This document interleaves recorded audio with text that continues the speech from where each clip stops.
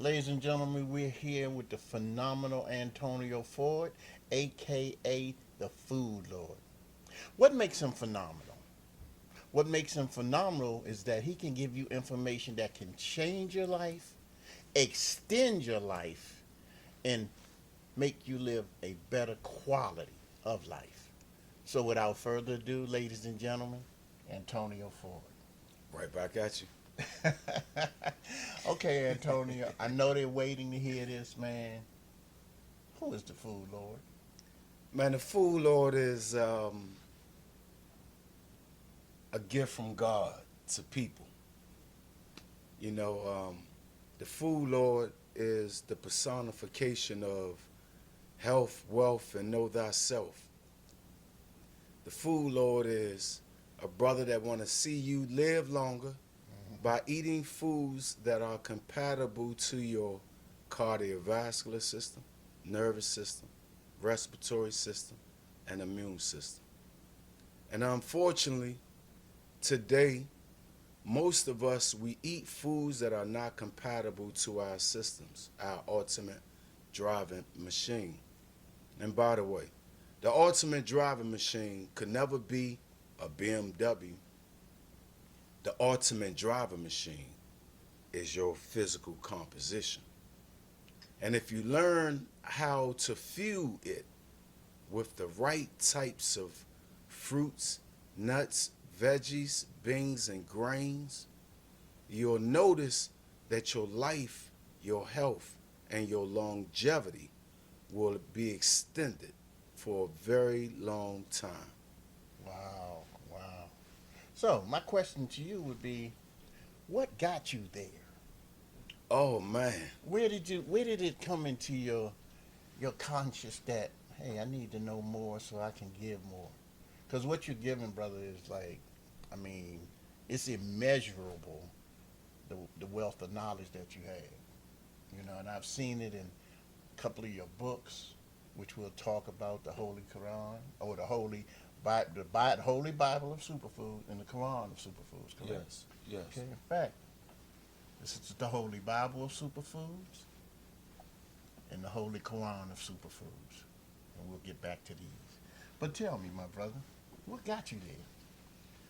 Man, I think when I wanted to get healthy, Mm-hmm. I was in my I was about 21 years old, and I wanted something better for myself. I had acne on my face up until I was like 20. And so by the time I was 21, I said I got to do something about trying to make my physique look different. Mm. So I was weighing about 185 pounds, and I started working out hard. What got you there, my brother? What got you to where you are as the Food Lord? Wow, I haven't been asked that question in a long time. Well, my quest started not on the concrete, but in the prison walls. And I was in the penitentiary, and I needed some change in my life. And so I started working in the kitchen. I was piss poor, and I had a great relationship with a lot of guys throughout my years. So I said, you know what? I'm gonna start selling vegetarian and vegan dishes to kingpins and made men. Hmm. So I was selling these vegan dishes and these vegetarian dishes to these guys, these kingpins and made men in the penitentiary to sustain and be able to provide for myself. And I kept learning and studying about food. And it wasn't until about, I would say about 2000. In 2000, I had an opportunity to meet a cardiovascular surgeon. Okay. He was doing a life bit for killing his wife, and the DC guys broke into his locker and stole all of his stuff. Wow. And because I was cool with him, he brought it to my attention, and I got a lot of his stuff back. Mm-hmm. So that opened the door for me and him to start conversing. He started sharing knowledge with me about the cardiovascular system. That's people are not commonly exposed to. Mm. So when he broke the piece down to me about the cardiovascular system, and I told him I was on this quest to eating healthier, he broke down to me the foods, sharing with me about how foods is what causes your arteries to build up that plaque. The doctors call it plaque or cholesterol. But that plaque or cholesterol builds up in your arteries. And he shared that knowledge with me. And he also shared how you get that plaque out of there. And so from that point, I kept studying, kept seeking, and kept opening up my heart and mind for more and more information till I reached the point I created a following.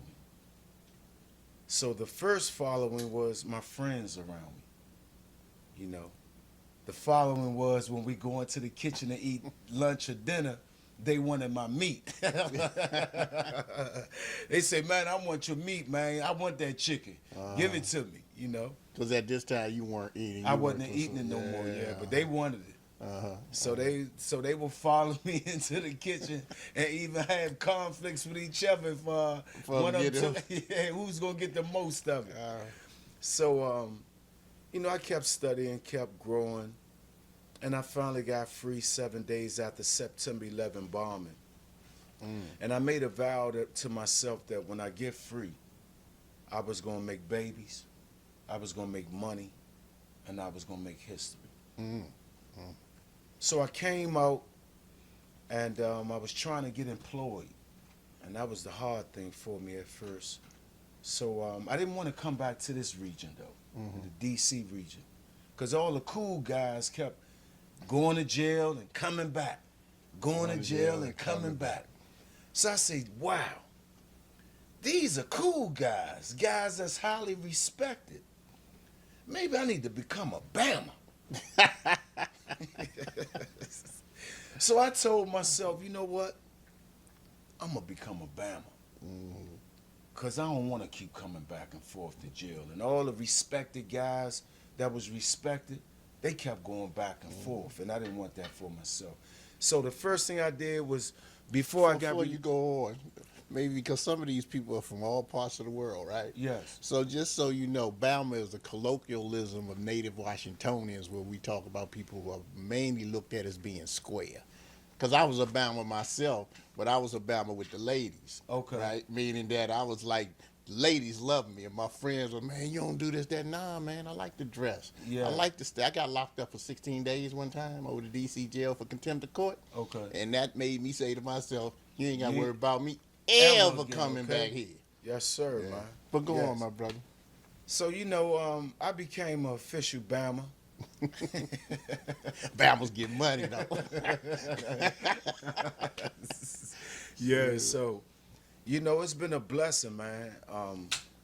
I went down, instead of coming to D.C. and going to a halfway house, I decided to go down to Charlotte, North Carolina, and get my opportunity not to be exposed to people I knew. So I was down in Charlotte, North Carolina, and I got 2 jobs quick. I was working at 2 different group homes. One from Friday to Sunday, got my 40 hours, and one from Monday through Friday and got my 40 hours. Wow, so okay. I was working it like that. And everybody I was coming into contact with, I was sharing the knowledge and wisdom about food that fuel the ultimate driving machine. So I had people down in Charlotte follow me. And then, you know, I confided in one of my coworkers. And me confiding in them about my past led me to being losing my job, because she went and told my supervisors that I had a past. So I lost my job, and I had to move back to D.C. where all the cool guys was, but I knew I wasn't trying to stay there. So from D.C. I stayed here for a few months, and then I moved to New York. Mm-hmm. So I'm up in New York and Amsterdam, New York. It was cold up there, peace too. You hear me, man? Yeah. I met a guy that owned a laundromat up there, and I would build with him a lot about food. He had type 2 diabetes. Mm. And so I was working with him. He was one of the first persons on the street that I worked with to help get their health in check. Mm. So the first thing I was telling him is about getting your pancreas healthy again. You've made your pancreas unhealthy. Okay, so once I got him on eating fresh foods, fruits, nuts, veggies, beans, and grains, he started noticing his health change just within like 30 days. And this is as relates to his diabetes? His diabetes, yes. Wow. And again, I was up in Amsterdam in New York. Mm-hmm. Mm-hmm. So I was chasing this nutcase up there. It was a girl that I was in love with. She was a little off her bonkers. And Well, you know I what said, they this say. ain't gonna work out for me up here, man. It's cold. The people hearts are cold up here. They not real friendly up here. I said, I gotta go back home. So I moved back down here. I moved down to Maryland. And I wanted to open up. I jumped on the subway one day trying to find me a job. Mm. And I was riding the subway, and I was rapping to a little young lady that was on the subway with me. Of course, I always spark food information with her. She said, well, what you trying to do? I said, I want to open my own school up. And so I was sharing with her my dreams and aspirations. Mm-hmm. And so it was my time to get off the train. So we exchanged math numbers. And she texted me a couple of days later and sent me this flyer that said George Washington University is having a free seminar for opening up your own charter school. Oh, That was okay. right up my alley because I told her I wanted to open up a school. Exactly. But I never sent the email before. So the only way I could sign up was via email. Right. So this was in about 2000, late 2002, early 2003. So my partner worked for the federal government, Thurman Hawkins. Big ups to my partner. Mm-hmm. I said, Hawk, you got to do this email for me, man, so I can go to this seminar. So he said, yeah, I'll do it for you, Ford. So he did it for me. He said, man, you want me to go with you? I said, yeah, you going to go with me? He said, yeah, come on, I'll go. So we went to the seminar to starting up your own charter school. And so while we was there, I was listening to it and doing the workshop. So at the very end, the narrator, Mama Ngozi, she said, well, what do you think we can do to save our youth? Mm. And there was a lot of dignitaries in it, Mm-hmm. right? A lot of people that wanted to know how to open up the charter school, a lot of college professors and students, Mm-hmm. They gave all these answers. And I'm not saying that they wasn't valid, Right. but there's an order to things, you know what I mean? So I had enough. So I raised my hand up, and she said, you. I said, how you doing? My name is Antonio Ford. I'll tell you the easiest way we can save our youth. Summons all of summons the best hip-hop artists, the ones that's very good, and have them to convert the educational curriculum into hip-hop. Mm-hmm. Then had them to send it to all of the radio stations. And in days' time, your children would know math, science, art, history, and more. That's it. And I sat down. Mm-hmm. And the whole audience stood up and clapped. And my partner Hawkins was right there with me. He was looking at me like, go ahead, Ford. That's right, man. Go ahead. That was his first time seeing me. In that kind of light. Yeah, because he was a part of my past life, and he got his life together, and now he's trying to guide me to having a productive life, you know what I mean? Mm-hmm. A transition back into society. So Mama Ngozi said, that was a brilliant answer. And what is your name again, sir? I said, Antonio Ford. She said, Mr. Ford, do you mind waiting after we're finished? And this is over with, y'all. We over. So They ended it, and I hung around. And she said, "Would you be interested in visiting my school?" I said, "Sure, I would." I said, "Where's your school located?" She said, "My school is in on 3rd and 8th Street." I said, "What's the name of it?" The Tree of Life Public Charter School. And that was right up my line Mm-hmm. because I study the Egyptians, and they have the Tree of Life that deal with the various faculties of the mind. Mm-hmm. So for me to be working at a tree, going to a Tree of Life, I said, "Yeah, That was somewhat of a sign for you. yeah, that was a big sign for me." And she was very cultural. She was dressed very cultural. So I went Like over. Afrocentric. Yes. Mhm. So I got over to the school. I'll never forget it. I got over to the school, and I was late. And when I got there, she was like, "Mr. Ford, are you a prompt person?" I said, "Well, I strive my very hardest to be as prompt as I possibly can." She said, "This is our school right here." So she gave me a tour, and as she was giving me a tour, we started talking. Mm-hmm. And I guess after we got finished talking, she was so mind blown by the information that I was just sharing with her. She said, "Would you be interested in working over here?" I said, "Sure." What would I be doing? She said, "Would you be interested in being a history teacher?" I said, "Of course." Mm-hmm. And so I walked up out the school. She told me before I left out, she said that your salary be $35,000 a year. For me, $35,000 after making 35 cents an hour Mm-hmm. in a prison and coming home making $35,000 a year. That was a That big was leap. man. That was like me hitting the lottery. Yeah, yeah. I was so. I left out that school. I hugged her, and when I left out the school, I was so excited. I didn't know what to do. So the first thing I did, I rode over to my grandmother's house, and I said, "Grandma," she said, "What you want, nigga?" I said, "I just got a job as a school teacher at the Tree of Life Public Charter School." She said, "Nigga, you done lied on that application." Oh, Rest her man. soul. May peace and blessings be to my grandmother. I find various aspects of your story can be very inspiring for people if they're paying attention. Now, you was in the prison. You started looking at it from the standpoint of I got to make some money. So, at that point, you decided to sell the vegan food to the maid men and the And other the guy and the kingpins, yeah. kingpins. So from there, it evolved into you being a blessing to brothers by helping, because I'm sure some of those that were, particularly those who were purchasing the vegan dishes, were improving upon their health, correct? Of course. Right. And then along within that process, it's that reciprocal 360-degree action that I'm honing in on. That one, you wanted to help yourself, but in the wanting to help yourself, you realize that the key to you helping yourself was helping others. No question, man. So there's a depth and an understanding there that speaks to how the universe actually operates, right? And then you talk about the fact that when you did get out, it was a little bit of a struggle, but you made decisions along the way. And the difference between people who are successful and people who aren't successful is choices. Consciously making decisions about how they see themselves in relationship to the environment.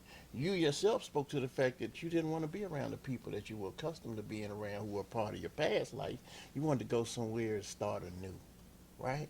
So that speaks to a depth of character that you have that's in line with the universe, and you're helping other folks. At least that's how I see it. Indeed. And that's somewhat of a blessing. You know Thank what I mean? Thank So you now tell me a little bit more about the writing. How did you become an author? Oh, man. See, may not be a big thing to you, but it's a big thing for you to take the time out. From my perspective as an author myself, it's the discipline that you have to exercise in order to sit down for the time that it takes you to transfer your knowledge to paper. I'm glad you asked me that question. Talk to me. I was dating this Ethiopian girl, Eritrean. She's actually from Eritrea, Gazina. And we had broke up because she said I wasn't good enough for her, right? And it was so heartbreaking because George Bush had just came out with a law entitled No Child Left Behind. Mm. And a part of that law was if you had a felony, you could no longer work in the school systems, the public school, charter schools, because the charter schools was getting federal money, Right. and they didn't want people with felonies working in the schools. And I felt like it was a shot against black males working in these schools, and I had such an impact on the school while I was working there. Mm-hmm. So I lost my job as a school teacher, and the girl Gazina, she broke up with me. She said I wasn't good enough for her, right? And she felt so bad that she broke up with me. Her boyfriend that she cheated on, she started messing with, he was trying out for the Wizards, but he got cut. Mm-hmm. So Israel picked him up. So Cisse went to go play in the Israel League, and she followed him over there. But before she did, she said, I'm going to give you the contract to this company I work for. So she worked for this company called National Corporate Housing. And this company was a cleaning company that rendered services over to the U.S. military, Army, in addition to the Washington Redskins. Mm-hmm. Mm-hmm. So I went from being unemployed from the school, losing my job after working there for 2 years, to late 2003, start my own cleaning company. Wow. Right. So I'm working this cleaning company, and hired all of my friends. And I never seen this type of money before ever. I thought that $35,000 was something a year. But a cleaning now, company, yeah. A cleaning company. So now I'm getting checks for $14,000, $7,000, $6,000, $12,000 every week. Mm-hmm. I'm ecstatic about this. And so after about the third week of working this, I started getting complaints.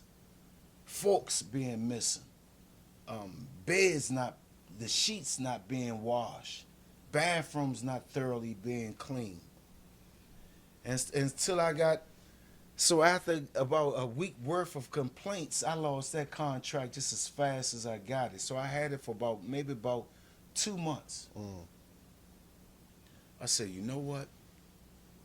I'm gonna do this myself, and I'm not gonna worry about getting complaints from somebody working. Because you know you're going to do it right. Right.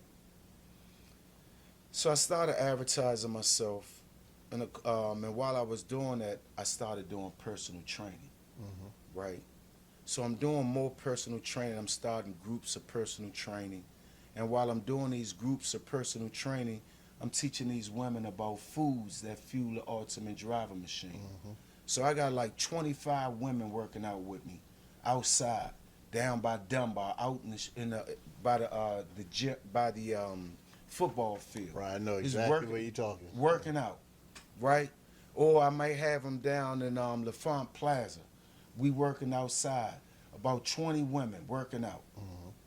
And I'm sharing this knowledge so the word starts spreading. Man, this guy know that food information, and he getting us in shape. And so I was doing that, and my cleaning company started really, really increasing. So I had to back off the cleaning, and back off the personal training, so I can increase with the cleaning. Working more the contract. Working more. I'm doing it now. This is from what I solicited. Okay. Okay. So I had a fallout with the property manager, and lost my contract in the building. And that left me home a lot. And my wife had just had my daughter Serenity. This is 2013. And 2012, I started writing. Okay. I said, you know what? I don't have no work. That means I got work to do. Mm-hmm. So I said, you know what? I'm going to write me a book about my life first. So I started writing a book, From a Nigga to a God. Mm-hmm. And as I was writing a book, From a Nigga to a God, I was doing a lot of investigative work because I had to contact D.C. police about my father's murder. And, He told me they don't hold records that long, and you got to contact this department. And so it was a lot of work compiling my information for my book, From a Nigga to a God. Then on the flip side, I knew that my food game was so strong that I need to do something else too with the food. I can't just give them my autobiography. Right. I need to have something simultaneously with the food. So my partner had a tent shop out Clinton. I said, Whitey, man, I need your help. I said, man, listen, I know I reversed cancer, man, and I need to put it on. Wow. I need to put it on a video. He said, well, what you want me to do? I said, man, listen, I'm going to go holler at the people at the grocery store and see if they allow me to do some type of footage in it. And if they allow me to do it, I'm going to need somebody to do the bring the guy with the film and stuff, right? I went to the giant grocery store and asked the manager. He said, you will have to speak to corporate. I said, okay. He said, I asked, can you give me the number? I called corporate. Corporate receptionist took the call, set an appointment up for me to come that following week. I went in there and I blew their mind. I told them how you get breast cancer and prostate cancer and how you alleviate it. They were mind blown. So they said, well, what do you want from me? I said, well, I'm going to have a camera crew. I would like to go into the grocery store during non-business hours and do a footage throughout your grocery store showing people what causes breast and prostate cancer and all of those diseases in between and what foods reverse them. They say, well, could you be at the store at 4 o'clock? I say, I certainly can. Is this 4 a.m., 4 p.m.? 4 a.m. Okay. in the morning. So they said that my window was from 4 to 5:45. I had to be finished. I contacted my friend Whitey. He said, I'm busy now. If you want, come on up to the shop, but I'm real busy. I said, okay, well, I'll come up there and I'll rap to you. Because he was very, very busy. You know, he had a real high-profile tent shop. A lot of celebrities go up there, get their cars done. So I went up there. I said, Whitey, man, I did the interview up at the corporate Giant store. Man, they were so impressed with me. They said I can come into the grocery store, film in the grocery store from 4 to 5:45. He said, okay, so what you need me to do? I said, can you hook me up, man? Can you help me out, man? Well, I'm going to get on some kind of way, and I got you later on. But right now, I can't pay for it. He said, I got you. He called his cousin Kelvin. He said, Kelvin, I need you to do a favor for me, and I'll look out for you. He said, okay, when you want me to do it? He said, all right, hold on, here you go, right here. He gave me the phone. Kelvin said, I'll take my number, call me when you finish with Whitey, and let me know when you want to start filming. Man, I ain't even playing. I came home so ecstatic. I said, honey, man, I'm going to film at the giant grocery store. She said, you going to be ready to talk first thing in the morning like that? I said, I'm going to be ready. And she saw me get up early in the morning, get ready, dashed out the house, and jumped in the Porsche truck. And as I was jumping out the Porsche truck, Kelvin hooked it up so Miles Davis would be coming out my car, right?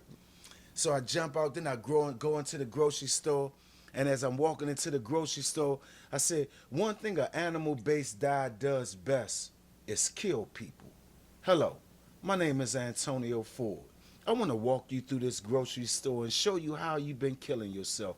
And so we walked through the grocery store, he filming me, and we started first in the aisles, the prepackaged foods. And I was telling them how all of these prepackaged foods is hijacking our health, causing us to get arthritis and gout and migraines and hot flashes and all of these benign diseases. Then I took them to the meat section, and I told them how I used to work as a meat cutter trainee, and they would direct me to cut the cancer out the meat and then cut the other meat up and package it up and put the price on it. Then I took them to the garden of the produce section. I said, this is the most powerful section in the grocery store. And we wrapped that thing up, and once it was over with, Kelvin left and called me about 3 days later and told me it was ready. And he said, what are you going to name it? And I said, I'm going to name it Saving Myself with a Plant-Based Diet. And he said, okay, send me your email. I'm going to send it to you. I uploaded that thing, man, and uploaded it to Amazon, and it was on and popping. Wow. So I put out my DVD, Saving Myself with a Plant-Based Diet, and I put out my first book around the same time, From a Nigga to a God, my autobiography. Wow, that's a powerful story. Yeah. So let me ask you this. Because now we come to the point where now I want to know, because now I understand you are a producer and a playwright. Can you tell me about the emergency room stage play? Well, in 2019, I had a premonition, and I said I need to start writing again. When it happened, I jumped up out my bed. My wife said, where you going, baby? I said, I got a vision. I got to start writing. She said, you going to write this early? I said, yeah, I'm writing.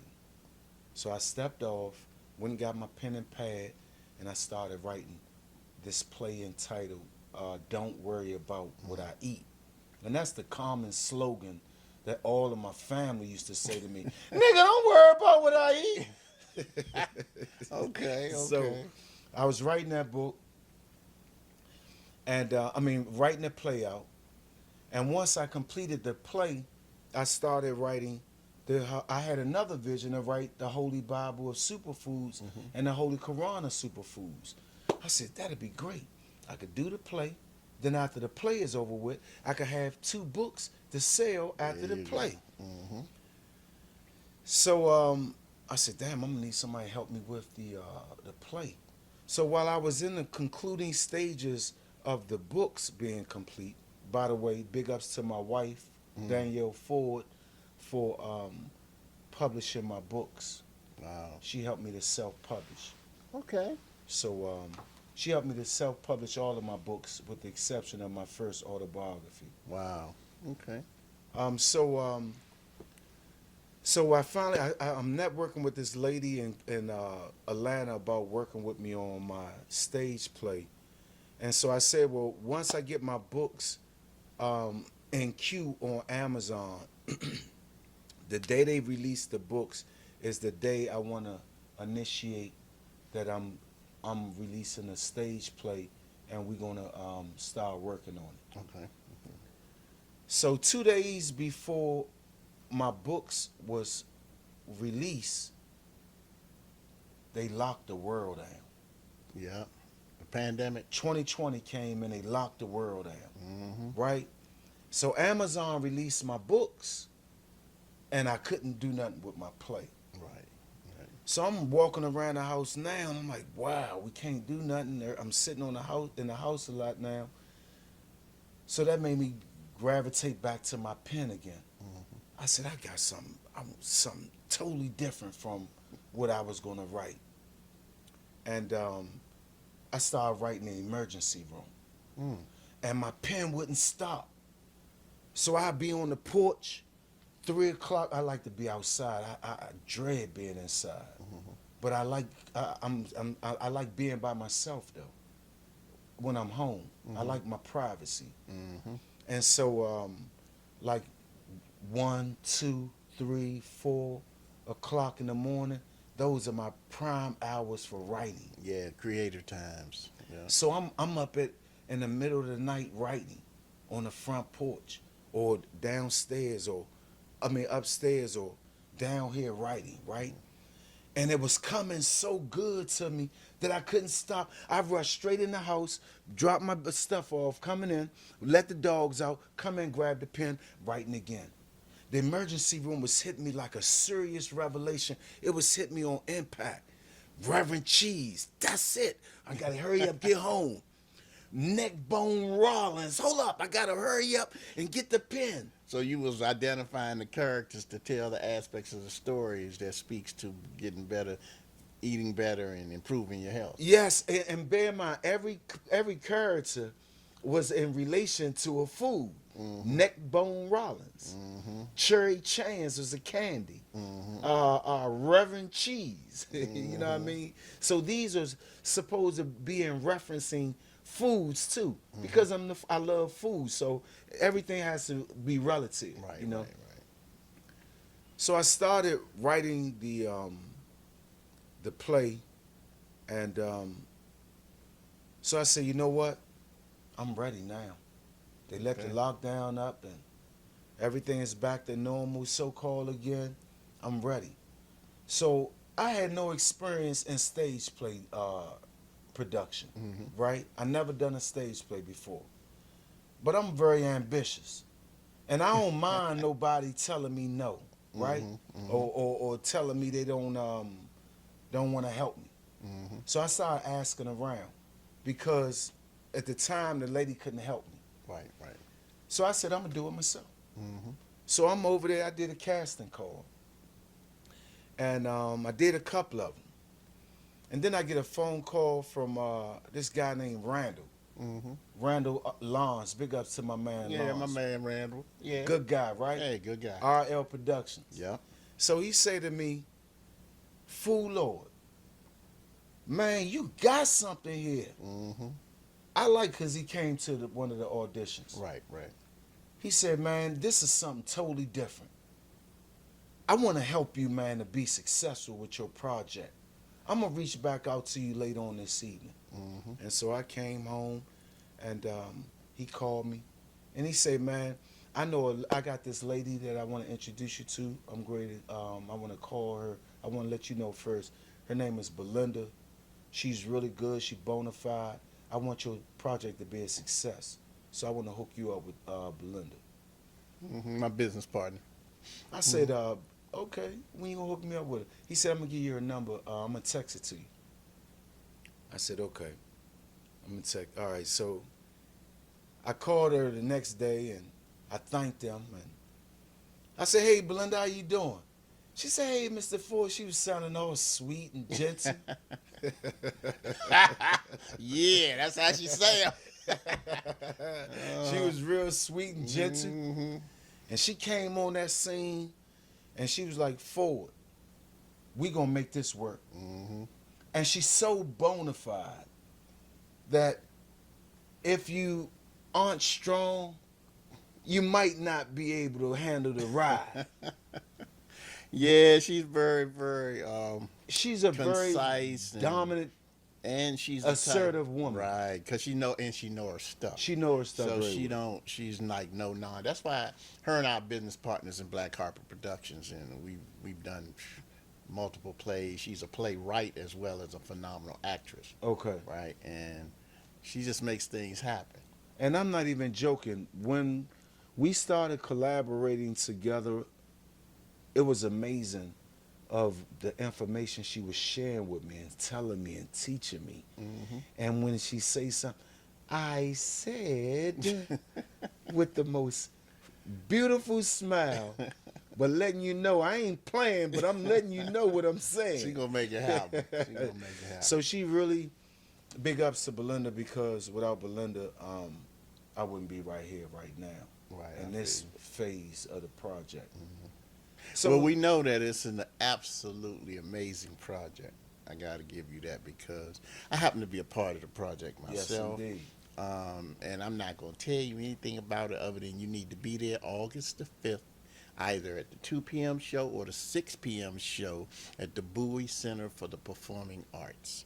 You need to be there. You do not, under any circumstances, want to miss this because it's edutainment at its best.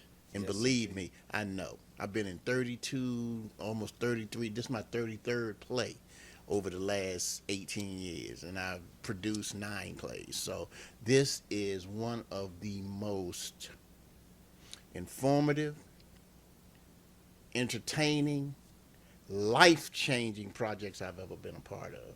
Don't leave out funny. Oh, yeah, it is funny. It is funny. And this guy funny in his own right. But anyway, we ain't going to talk about that. But the bottom line is you need to be in the seats at the Bowie Center of Performing Arts, August the 5th, either at the 2 p.m. show or the 6 p.m. show for the emergency room. Do not miss it. Go to bowiecenter.org and get your tickets right now. The tickets are available. Make sure you get 2, 3, 4, 5, 6. Bring as many people as you can because you will impact their lives and they'll have an excellent time. Yes, indeed. Mm-hmm. I appreciate that. Thank you so Well, much. you know you're welcome, my brother. Definitely, definitely. So, now that we know, you can't say you don't know. Now you know where you need to be on August the 5th, right? At the emergency room. You've met the incomparable Antonio Ford, a.k.a. the Foodlord. So for now, we're going to leave you until the next time. And I can guarantee you, the Foodlord is going to be back. So don't forget, Bowie Center for the Performing Arts, August the 5th, 2 p.m. or 6 p.m. Be there. Thank you, Antonio. Thank you so much for having me, Adib. I really Man, appreciate you're the it. bomb, man. Man, you the bomb yourself, brother. Let's Thank make you. history together, straight up. And you thank know you and this. your audience. All right. Yes. Peace. Till the next time.